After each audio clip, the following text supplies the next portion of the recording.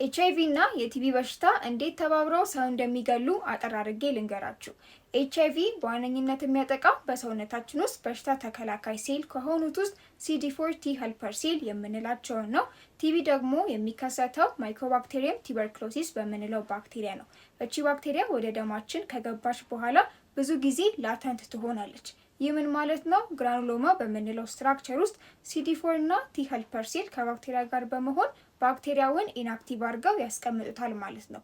ታዲያ በኤችአይቪ ቫይረስ በምንጠቃበት ጊዜ የዚህ የCD4 ቲ ሄልፐር ሴል መጠን ወይም ቁጥሩ እያነሰ ሲመጣ ይሄ ኢንአክቲቭ ሆኖ የተቀመጠው ባክቴሪያ ወደ አክቲቭ በመቀየር እንደገና የሰው ልጅ ማጥቃት ይጀምራል ማለት ነው። በተቃራኒው ደግሞ አንድ ሰው ኤችአይቪ ሲጠቃ ሰውነት ውስጥ ቲቢ ካለ ቫይረሱ የተባባሰበት መጥቶ ወደ ኤድስ እንዲያደርግ ያደርገዋል ማለት ነው።